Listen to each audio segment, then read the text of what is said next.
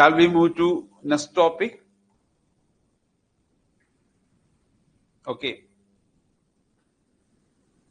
ഞാൻ പറഞ്ഞു വന്നപ്പോ കാരി ഫ്ലാഗിനെ പറ്റി പറഞ്ഞു, ഓക്സിലറി കാരി ഫ്ലാഗിനെ പറ്റി പറഞ്ഞു, പാരിറ്റി പറഞ്ഞു, അതുപോലെ തന്നെ ഓവർഫ്ലോ ഫ്ലാഗ് പറഞ്ഞു.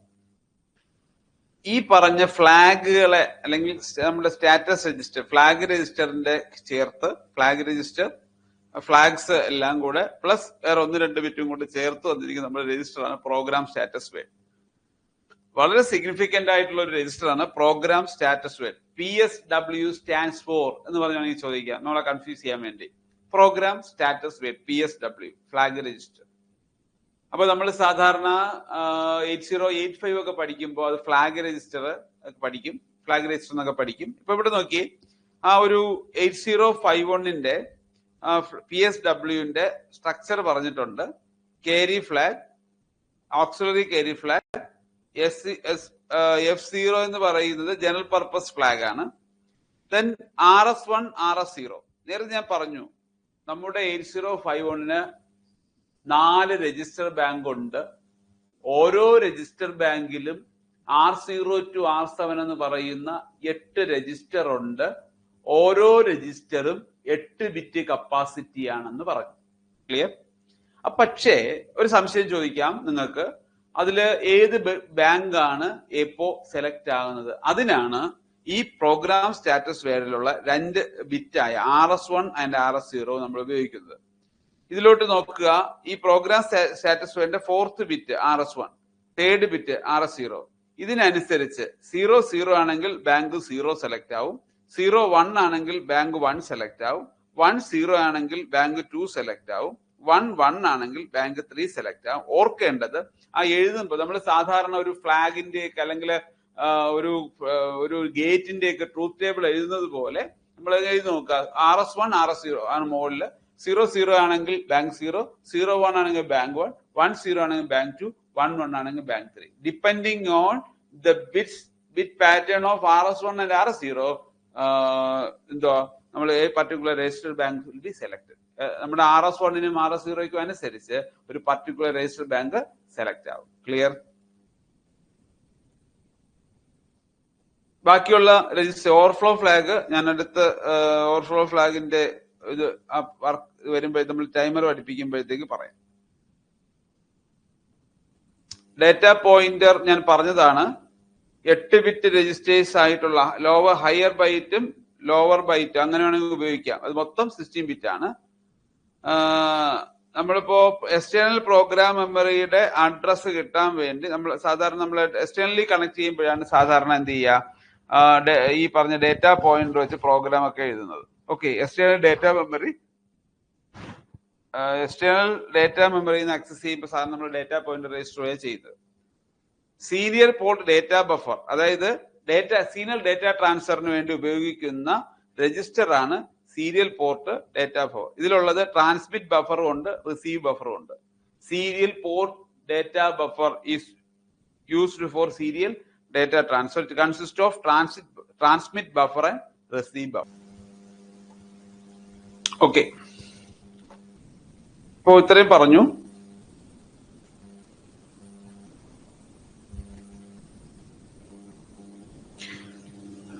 ഞാൻ പറഞ്ഞത് നേരത്തെ ഒരു കാര്യം പറഞ്ഞു, ടൈമർ. 2 ടൈമേഴ്സ് ഉണ്ടെന്ന് പറഞ്ഞു. ഞാൻ ആദ്യത്തെ സെഷൻ എന്നുള്ള കുറെ സെഷൻസ് അതിന്റെ ഹാർഡ്വെയർ പാർട്സും അതിന്റെ ബേസിക് ഫീച്ചേഴ്സ് എല്ലാം പറയുവാണ്.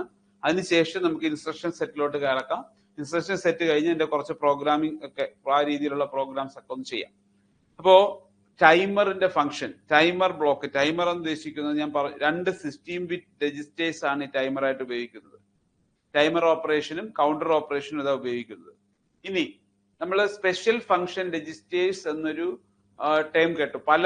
ഓരോ ആവശ്യത്തിന് വേണ്ടി ഉപയോഗിക്കുന്ന നമ്മൾ രജിസ്റ്റേഴ്സ് ആയതില്. അപ്പൊ അതില് ടൈമർ ഓപ്പറേഷന് വേണ്ടി ഉപയോഗിക്കുന്ന 2 പ്രധാനപ്പെട്ട രജിസ്റ്റേഴ്സ് ആണ് ടി മോഡ് രജിസ്റ്ററും ടി കോൺ രജിസ്റ്ററും. ടൈമർ കൺട്രോൾ രജിസ്റ്ററും ടൈമർ മോഡ് രജിസ്റ്ററും, T mode and T con register.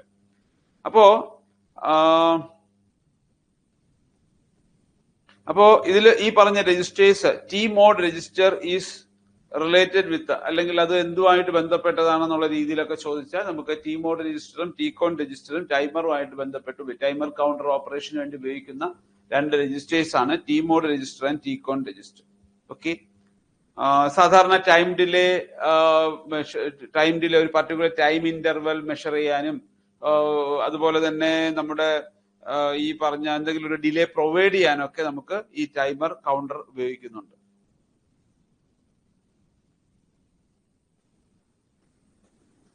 Instruction register എന്നൊരു രജിസ്റ്ററിലുണ്ട്. അതായത് നമ്മൾ ഇൻസ്ട്രക്ഷൻ ഫെച്ച് ചെയ്തിട്ട് കൊണ്ടുവയ്ക്കുന്ന ഇൻസ്ട്രക്ഷൻ രജിസ്റ്ററില്ല. ഈ ഇൻസ്ട്രക്ഷൻ രജിസ്റ്ററിൽ നിന്ന് ഇൻസ്ട്രക്ഷൻ എടുത്തിട്ട് ഡീകോഡ് ചെയ്യും, ഡീകോഡർ ഡീകോഡ് ചെയ്യും. എന്നിട്ട് എന്ത് പ്രോസസ്സാണ് ചെയ്യേണ്ടതെന്നുള്ള സീക്വൻസ് ഓഫ് ഇവന്റ്സ് അത് ഫോളോ ചെയ്യും. അതായത് ഇൻസ്ട്രക്ഷൻ കൊണ്ടുവയ്ക്കുന്നത് എടുത്ത് ഫെച്ച് ചെയ്ത് ഇൻസ്ട്രക്ഷൻ രജിസ്റ്ററിൽ സ്റ്റോർ ചെയ്യും. ദെൻ ഇൻസ്ട്രക്ഷൻ രജിസ്റ്ററിൽ നിന്ന് ഡീകോഡ് ചെയ്ത് അടുത്ത് ചെയ്യുന്ന events sequence of events follow ചെയ്യും. അപ്പോ അതിന്റെ കൂടെ ചേർന്ന് നിൽക്കുന്ന നമ്മളിപ്പോ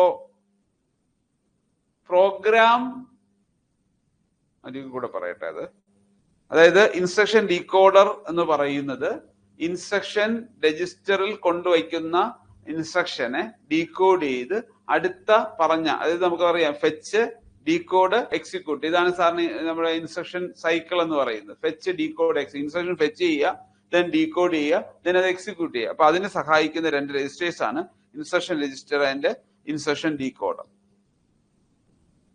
ഇനി നമ്മള് അഡ്രസ് റിലേറ്റഡ് ഓപ്പറേഷനുമായിട്ട് ബന്ധപ്പെട്ട് ഉപയോഗിക്കുന്ന രണ്ട് പ്രോഗ്രാം അഡ്രസ് രജിസ്റ്ററും റാം അഡ്രസ് രജിസ്റ്ററും. അതായത്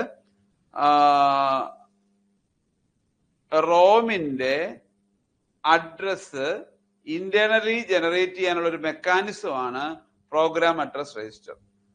ഓൺ ചിപ്പ് റാമിന്റെ ഇന്റേണൽ അല്ലെങ്കിൽ അഡ്രസ് ഇന്റേണലി ജനറേറ്റ് ചെയ്യാനുള്ള ഒരു മെക്കാനിസം ആണ് റാം അഡ്രസ് രജിസ്റ്റർ. രണ്ട് അഡ്രസ് രജിസ്റ്റർ ഓർത്തിരിക്കുക. Mechanism for internally generate address of on chip ROM. On chip റോമിന്റെ അഡ്രസ് ജനറേറ്റ് ചെയ്യാനുള്ള മെക്കാനിസം ആണ് പ്രോഗ്രാം അഡ്രസ് രജിസ്റ്റർ. അതുപോലെ ഓൺ ചിപ്പ് റാമിന്റെ, അത് ഇത്രയേ ഉള്ളൂ, റാമിന്റെ അഡ്രസ് ജനറേറ്റ് ചെയ്യാനുള്ളത് റാം അഡ്രസ് രജിസ്റ്ററും റോമിൻ്റെത് പ്രോഗ്രാം അഡ്രസ് രജിസ്റ്ററുമാണ്. ഓർത്തിരിക്കുക, what is program address register and RAM address register. ഒരു പിൻ ഡിസ്ക്രിപ്ഷൻ ആണ് ഇത് പറഞ്ഞിരിക്കുന്നത്. 8051 പിൻ ഡിസ്ക്രിപ്ഷൻ ആണ്.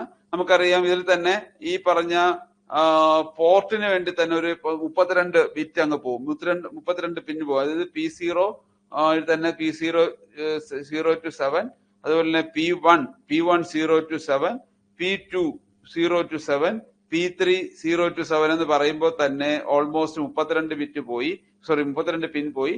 ദെൻ VCC ഉണ്ട്, അതിന് ഗ്രൗണ്ട് ഉണ്ട്, then crystal oscillator connect STL1 STL2 ഉണ്ട്, RST പിൻ ഉണ്ട്.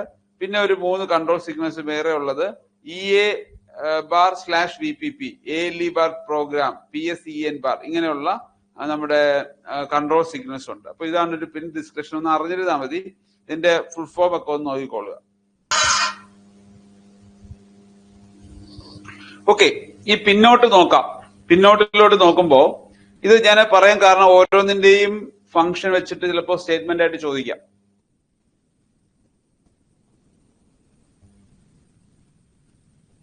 പിൻ 1 to 8 എന്ന് പറയുന്നത് port 1-നുള്ളതാണ്.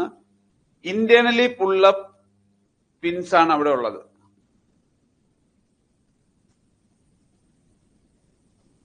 Okay, internally pull up bi direction IO പോർട്ടാണ് പോർട്ട് 1 എന്ന് പറയുന്നത്. റീസെറ്റ് പിന്നിന്റെ ഫംഗ്ഷൻ എന്ന് പറയുന്നത് മൈക്രോ കൺട്രോളറിനെ റീസെറ്റ് ചെയ്യുക. സീരിയൽ കമ്മ്യൂണിക്കേഷൻ, അതായത് ഇന്ററപ്റ്റ്, ടൈമർ ഇൻപുട്ട്, അതുപോലെ control signal, serial communication signal എല്ലാം വരുന്നത് നമ്മുടെ പോർട്ട് 3 ബന്ധപ്പെട്ട. ഓരോ പോർട്ടിനും ഫംഗ്ഷൻസ് ഉണ്ട്, അത് ഓർത്തിരിക്കുക. ചിലപ്പോൾ ഏത് രീതിയിലുള്ള ക്വസ്റ്റ്യൻ ചോദിക്കാം. അപ്പോ പോർട്ട് 3 ഫംഗ്ഷൻ ഇവിടെ നോക്കുക. പോർട്ട് 3 റിസീവ്, ഇത് RxD എന്ന റിസപ്ഷന് വേണ്ടിയുള്ളത്, TXD ട്രാൻസ്മിഷൻ ഉള്ളത്, IND 0 ബാർ IND 1 എന്ന് പറയുന്നത് എക്സ്റ്റേണൽ ഇന്ററപ്റ്റ് പിൻസ്, രണ്ട് പിന്നാണ്. T0 T1 ടൈമർ 0 ടൈമർ 1 ആണ്. റീഡ് റൈറ്റ്, അതിനുവേണ്ടി റൈറ്റ് റീഡ് RD ബാറും WR ബാറും, അങ്ങനെ ഇത്രയും പിന്നാണ് ഈ പറഞ്ഞ P3 വരുന്നത്. അപ്പോ പോർട്ട് 3 എന്ന് പറയുന്നത് വളരെ സിഗ്നിഫിക്കന്റ് ആയിട്ടുള്ള കുറെ കൺട്രോൾ സിഗ്നൽ സമ്പന്നമാണെന്ന് വേണമെങ്കിൽ പറയാം. അപ്പോ അടുത്ത് നോക്കുക, ഒരു പ്രധാനപ്പെട്ട ഒരു PSEN bar, it is an active low signal. അത് പ്രോഗ്രാം സ്റ്റോർ ഇനേബിൾ. പഴയ ക്വസ്റ്റ്യൻ പേപ്പർ നോക്കുമ്പോൾ അറിയാം, അതിന്റെ എക്സ്പാൻഷൻ കറക്റ്റ് 3-4 ഓപ്ഷൻ കൊടുത്തിട്ട് എന്താണ് PSEN ബാർ എന്ന് പറഞ്ഞ് ചോദിച്ചിട്ടുണ്ട്. അപ്പൊ പ്രോഗ്രാം സ്റ്റോർ ഇനേബിൾ എന്ന് പറയുന്നതാണ് PSEN ബാർ. അതെന്ന് പറഞ്ഞാല് എക്സ്റ്റേണൽ പ്രോഗ്രാം മെമ്മറിയിൽ നിന്ന് സിഗ്നൽ റീഡ് ചെയ്യാൻ വേണ്ടിയാണ് നമ്മൾ സാധാരണ PSEN ബാർ സിഗ്നൽ ഉപയോഗിക്കുന്നത്. PSEN ബാർ 29th പിന്നാണ്. അപ്പോൾ അതിന്റെ ഫുൾ ഫോം എന്ന് പറയുന്നത് പ്രോഗ്രാം സ്റ്റോർ ഇനേബിൾ. അത് ഉപയോഗിക്കുന്നത് എക്സ്റ്റേണൽ പ്രോഗ്രാം മെമ്മറിയിൽ നിന്ന് ഡേറ്റ സിഗ്നൽ റീഡ് ചെയ്യാൻ വേണ്ടിയാണ്. ക്ലിയർ?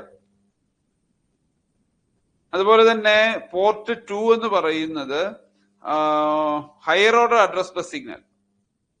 അതായത് പോർട്ട് 2 ഒന്ന് നോക്കിയേ, പോർട്ട് 2 നോക്കാം. അവിടെ ഈ ഹയർ ഓർഡർ അഡ്രസ് പിൻസ് ആണ് അവിടെ ഉപയോഗിച്ചിരിക്കുന്നത്.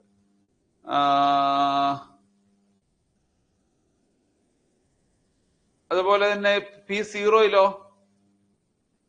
ലോവർ ഓർഡർ ആണ്, മൾട്ടിപ്ലെക്സ്ഡ് ആണ്. AD0, AD1, AD2, AD3, AD4, AD5, AD6 ഈ രീതി പറഞ്ഞിട്ട് മൾട്ടിപ്ലെക്സ് ചെയ്തിരിക്കുക. അപ്പോ പിന്നിന്റെ ഒരു എന്താ പറയാ ഓവറോൾ ഐഡിയ ആണ് ഇവിടെ തന്നിരിക്കുന്നത്. അതൊന്ന് നിങ്ങളൊന്ന് ഓടിച്ച് നോക്കുക, പഠിച്ച് ബൈഹാർട്ട് ചെയ്ത് വയ്ക്കുക. പിന്നെ ALEയുടെ കേസ് ഞാൻ പറഞ്ഞു. ALE എന്ന് പറയുന്നത് ഞാൻ മൾട്ടിപ്ലെക്സ്ഡ് ബസ്, അതിനെ ഡീമൾട്ടിപ്ലെക്സ് ചെയ്യാൻ വേണ്ടിയ സാധാരണ ഈ ALU അഡ്രസ് ലാച്ച് ഇനേബിൾ ഉപയോഗിക്കുന്നത്. It is used to demultiplex the address data signal. അപ്പോ AD0 to AD7 എന്ന് പറയുന്ന ഇതിന് ഈ പറഞ്ഞ മൾട്ടിപ്ലെക്സ് ചെയ്തിരിക്കുന്നതിൽ അഡ്രസ് ആണോ ഡേറ്റ ആണോ എന്നുള്ളത് ഡിഫറൻഷിയേറ്റ് ചെയ്യാൻ വേണ്ടിയാണ്, അതായത് ഡീമൾട്ടിപ്ലെക്സ് ചെയ്യാൻ വേണ്ടിയാണ് ALU സിഗ്നൽ ഉപയോഗിക്കുന്നത്. ഒരു കാര്യം കൂടെ പറയാം, EA ബാർ നമ്മൾ ALE പറഞ്ഞു, PSEN ബാർ പറഞ്ഞു, EA ബാർ എന്ന് പറയുന്നത് എക്സ്റ്റേണൽ ആക്സസ്. നമുക്കിപ്പോ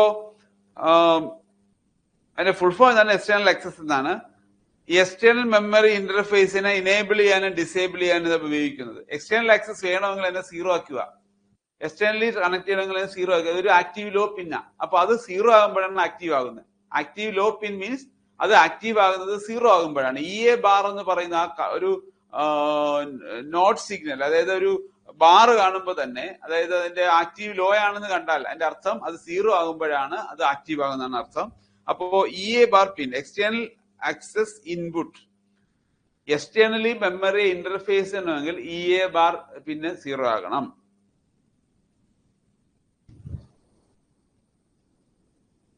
പോർട്ട് 0 ഇന്റേണൽ പുള്ളപ്പ് റെസിസ്റ്റർ ഇല്ല. ആ പോയിന്റ് നിങ്ങളൊന്ന് ഓർത്തിരിക്കുക. Port 0 there is no internal pull-up resistor.